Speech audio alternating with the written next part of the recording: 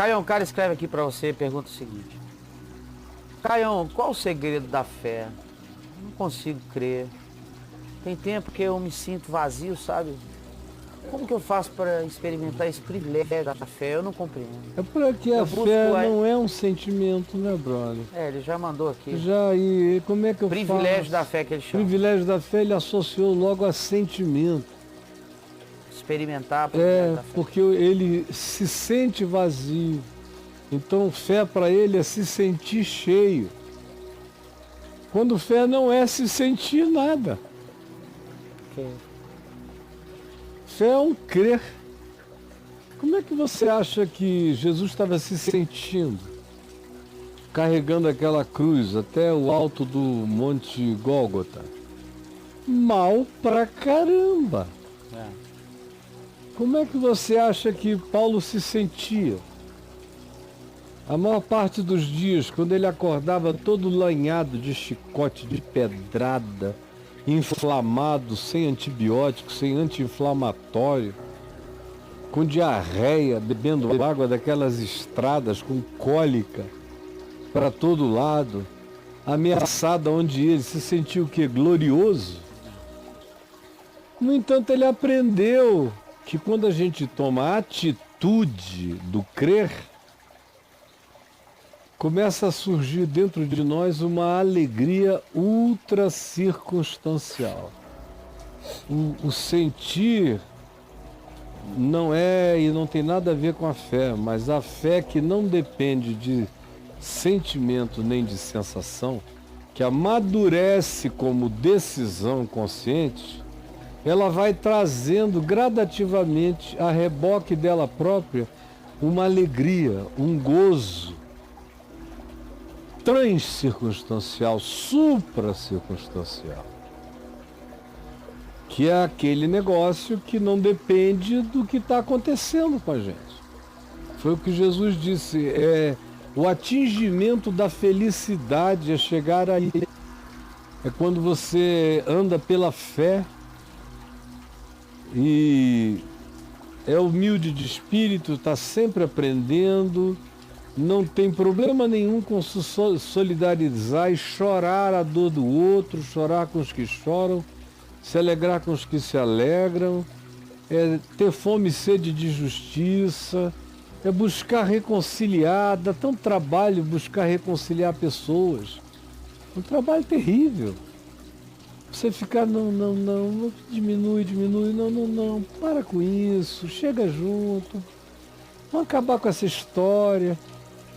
Isso é um trabalho chato, mas quando você faz isso sabendo que você será eternamente remunerado e que a sua remuneração já é a alegria de ser parte disso como embaixador de Deus, como filho da reconciliação, começa a brotar em você uma estranha alegria sublime e divina, que te acompanha mesmo quando você é maltratado, injuriado, tanto mais quanto você seja injustamente injuriado, mais cheio de exultação você fica. E não de vazio, medo, angústia, ou tristeza, ou depressão. Quanto mais batem em mim, e batem em mim porque eu esteja fazendo a coisa certa, ensinando o Evangelho, cara, mais poder me dão. Mais forte eu fico. A fraqueza me habitou quando eu apanhei porque eu tinha feito coisas erradas. Aí eu só não morri porque Deus é por mim. Agora, eu andando em boa consciência para com Deus e com os homens, como eu andei minha vida inteira e tenho andado todos essas últimas 2 décadas da minha vida, podem jogar a pedra que queiram. Quanto mais me ofenderem, mais poderoso, mais fortalecido, mais cheio de certeza, de convicção, mais pleno eu fico. Porque se cumpre a palavra, é ativada em mim, a palavra que só é ativada pela prática em fé. Então isso é o que eu ensino todo dia, não é? Eu estou sendo carinhoso com o nosso amigo, que com certeza chegou por aqui agora. Ele veio do YouTube. Porque se ele entrar aí no portal caiofabio.net e perguntar o que é a fé lá para o Robocaio, ele vai achar tanto textos quanto vai achar vídeos que estão no YouTube ou em outros ambientes. Está aí, brother. O que é a fé, não é? O que é fé? Cadê? Já escreveu? Aí vai colocar. São eles que estão escrevendo lá dentro São os hoje? meninos, nós estamos sem. 2.452 ocorrências. É até covardia, né? Nossa, Ou mãe. então pergunta assim, como ter fé, para ver se diminui um pouco de Como 2000 e ter fé? tanto, porque senão ele vai terminar de ler no ano de 2030, Exatamente. não é? Que foi o que ele me... Porventura acharemos fé na terra quando você terminar de ler. Quando Jesus volta, ele ainda vai estar lendo. Vai estar lendo. De 2030, Caio, o que é a fé? Fé é dom de Deus. Sei. É um dom de Deus. Que Tiago diz, se alguém precisa de fé, é o problema de sempre, não é, brother? É isso aí. É que não lê.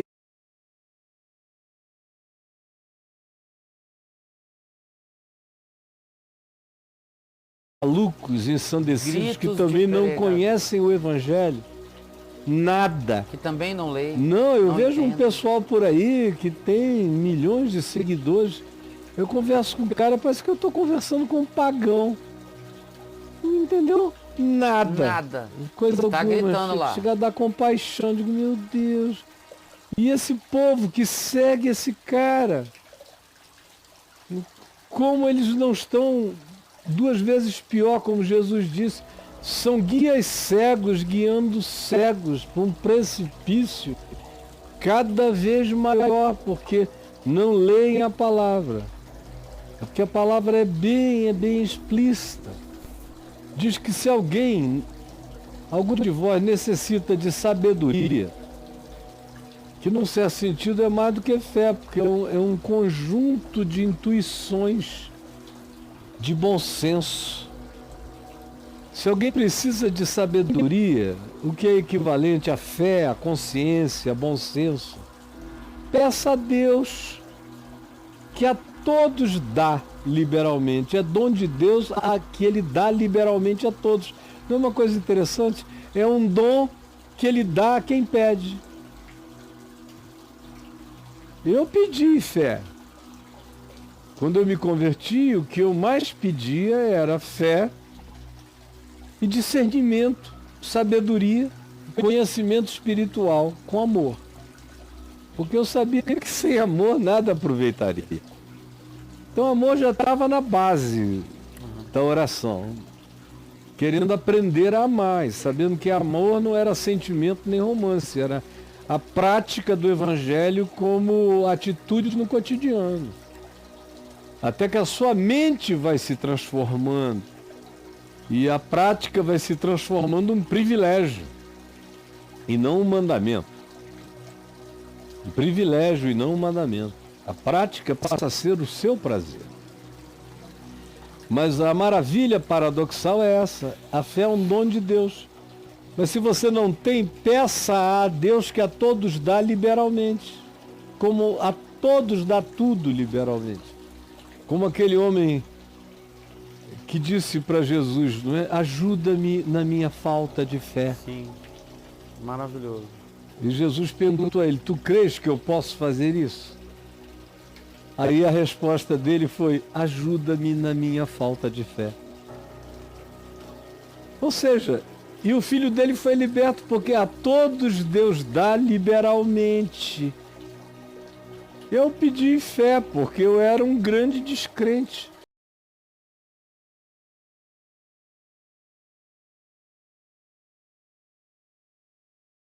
E foi uma facilidade extraordinária. Cara, um bicho com a cabeça que eu herdei, que eu recebi, tem mais problema para crer do que a maioria dos habitantes do planeta. Porque tudo na minha cabeça me levaria para não crer, para argumentar contra. Eu sou muito horrível, brother. Imagina. Você era teimoso, Caio? Nunca fui teimoso, eu sempre fui absolutamente esmagador. Sei. Até hoje eu encontro os meus amigos de infância que me dizem, não é impressão minha, eu estou ouvindo de amigos de 70 anos de idade. Pô, Caio, cara, Pô, Caio. antes de você conhecer Jesus era uma miséria. Ainda bem que você nunca foi meu inimigo. Então, crer foi uma bomba de Deus que caiu sobre mim. Mas foi um exercício cotidiano de levar todo o pensamento cativo à obediência de Cristo Jesus. Destruindo fortalezas mentais, anulando sofismas a partir de mim mesmo. Aí vai chegando uma hora em que você vai praticando a fé como obediência em amor, e ela vai se transformando num poder maior do que de qualquer descrença.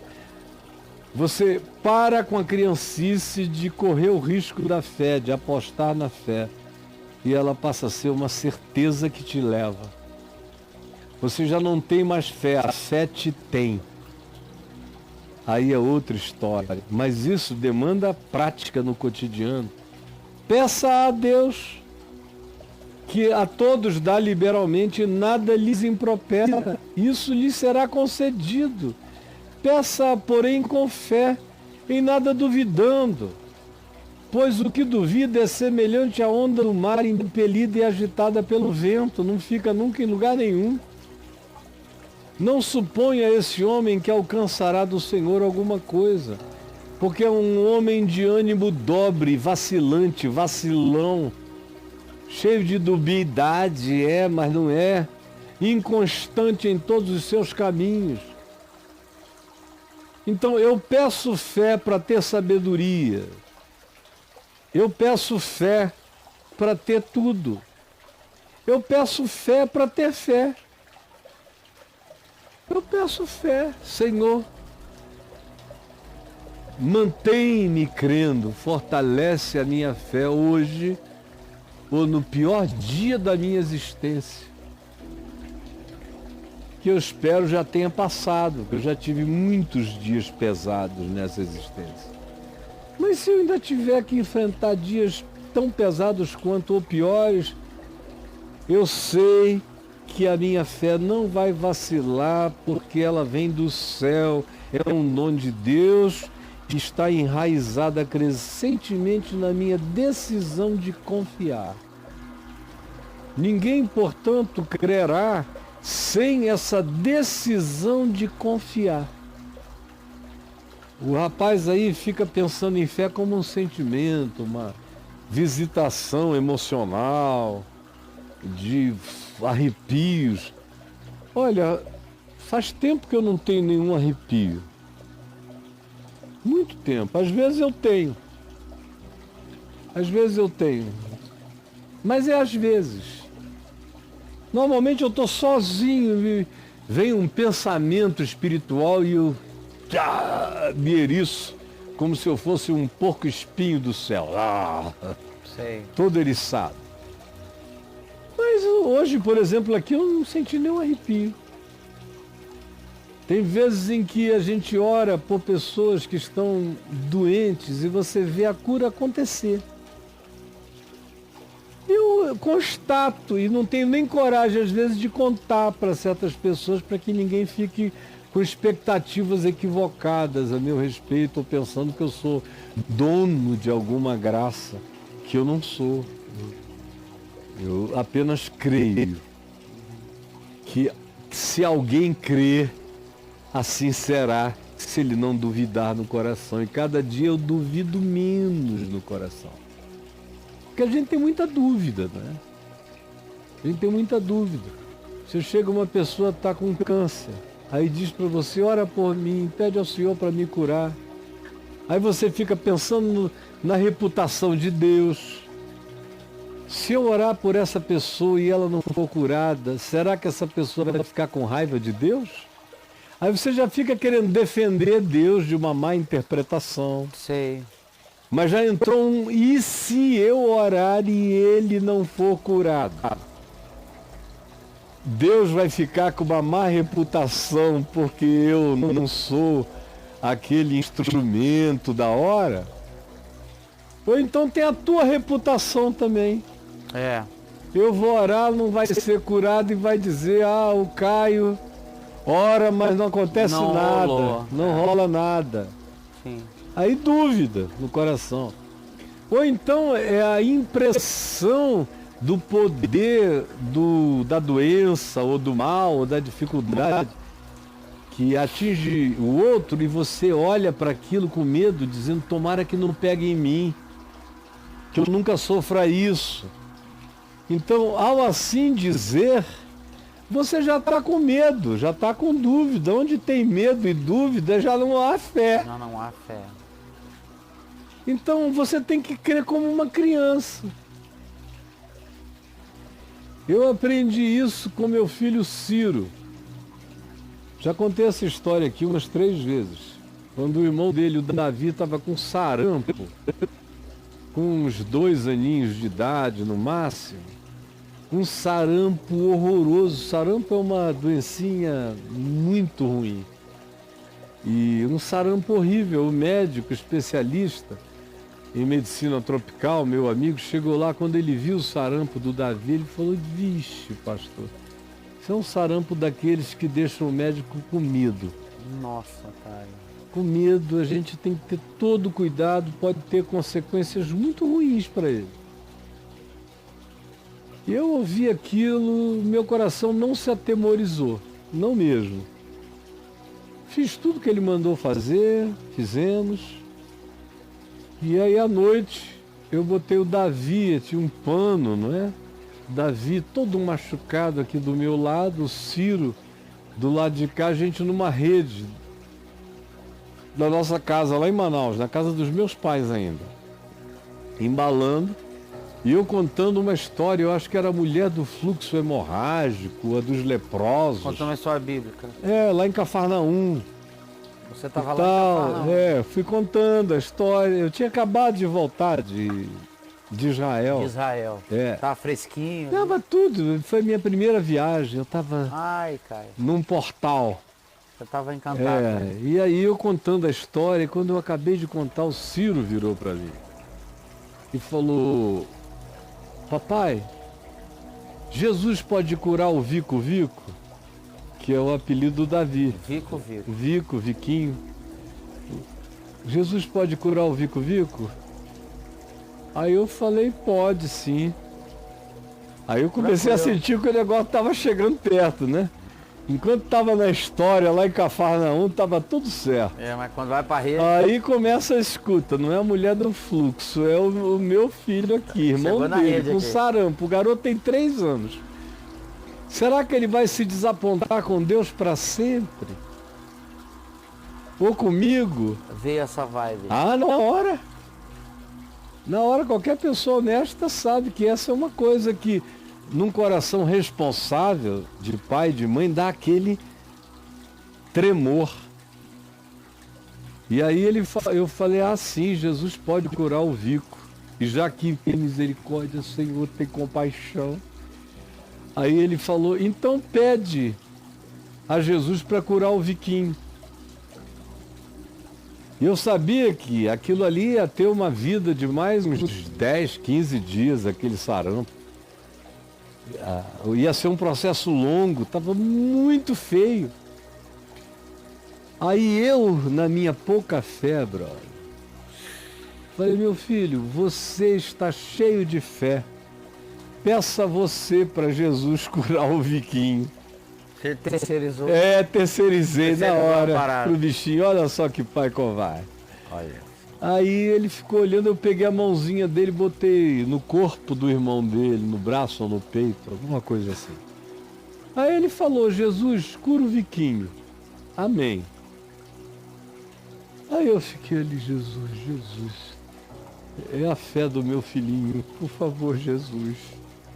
Aí saí da rede, embalei, dormiram, separei um do outro, fui dormir com aquela oração ininterrupta dentro de mim, em favor da oração, oração pela oração. Sim, cara. Do outro. Aí de manhã, quando eu acordei, que eu fui ver o Davi, o sarampo estava todo seco. Não tinha mais sarampo. Eu chamei o médico, ele não acreditou. Ele falou, o que aconteceu? Eu contei a história, ele derramou lágrimas e disse que coisa louca, maravilhosa, isso não acontece. O senhor sabe disso, não é? Eu falei, exceto quando a mão de Deus se estende porque alguém pediu, sem duvidar. Caraca, velho. Então é dom de Deus e a gente pratica. A fé a gente começa do nada a praticar. A fé é algo a ser exercitado, brother. A gente começa a exercitar a fé pela obediência à palavra. Tem gente que quer começar a exercitar a fé pedindo milagres, eu vou sair para fazer uma coisa grande. Não vai acontecer nada. Acontece quando você começa pequeno, ela cresce. Como tudo no reino de Deus, vai de uma semente para se tornar uma árvore frondosa. Mas tem que começar da obediência simples. A fé começa sempre da obediência simples, não dos grandes atos. Obediência simples. Antes do cara abrir o Mar Vermelho, ele tem que acreditar que aquela voz que está vindo do espinheiro é a voz de Deus para ele. Para depois ele pensar. Mas depois, lá na frente, ele chegar na frente do Mar Vermelho e levantar a vara e o mar abrir. Mas começa pequeno. Começa seguindo um passo depois do outro. Portanto, meu querido, peça a Deus e comece a obedecer o Evangelho. Leia o Evangelho e vá obedecendo. Você vai ver que a obediência ao Evangelho vai encher seu coração de fé. E é simples assim. Vamos lá. É que quando você estava falando aqui, o meu computador entrou em colapso total aqui, sabe? Absoluto. Aí eu perdi a pergunta, afinal, ele tem uma frase final, mas você já respondeu. Ele só fala assim, Caio, eu tento muito, eu vou interpretar aqui que eu não tenho texto aqui. Eu tento muito, mas quando eu vou perceber, eu fico pensando que é apenas uma coisa da minha cabeça. Mas é mesmo, esse negócio de tentar muito é coisa do homem, é da carne. Usa a palavra tentar e usa a coisa da minha carne, cabeça. eu mentalizo, eu tento, eu me esforço. Tá. Não, só peça a Deus que a todos dá liberalmente e a ninguém impropera bem nenhum. E comece a praticar o Evangelho. O Evangelho manda você perdoar, perdoe. O Evangelho manda você amar o inimigo e orar pelos que perseguem você, obedeça. O Evangelho manda você tratar a vida de um certo modo, com fidelidade, verdade, pureza, faça. Obedeça. À medida em que você for obedecendo, sem que você perceba, a fé vai ganhando musculatura dentro de você. Por isso é que se fala do exercitar a fé, porque a fé é um fenômeno divino exercitável pela prática, e pela prática em amor. Ela atua pelo amor. E você vai fazendo sem nenhum sentimento, sem nenhuma emoção, sem nenhuma sensação. Ela é certeza de coisas que se esperam, não de emoções ou de sentimentos, não. É uma convicção plantada em Deus. E a gente começa a andar obedientemente na direção indicada, pelo caminho, pela vereda definida do Evangelho. E à medida em que praticamos, a fé vai crescendo como um dínamo, acendendo luz cada vez maior dentro de nós. As coisas viajam de fé em fé, como Paulo diz, de fé em fé, de glória em glória. Mas começa de pequena fé e vai. Jesus disse, homens de pequena fé, porque às vezes a fé é muito pequena, é quase uma não fé. Mas o cara que tem uma fé mínima, mas quer ter fé e faz o que eu estou dizendo, já repeti 3 vezes só hoje aqui, chegará lá. Ouça esse meu recorte umas 50 vezes que você vai entender, e escreva aí no meu portal sobre o exercício da fé, por exemplo. Vai lá, Gabi. O exercício da fé. E você vai chegar, mas tem que praticar um dia depois do outro, não tem mais nada mágico. É de fé em fé, para que seja de glória em glória. Benefícios da decisão de semear o bem e caminhar no exercício da fé. Olha, está aí para ele. Bacana. Então chega aí, meu filho, comece a ver tudo que você for encontrando, tá?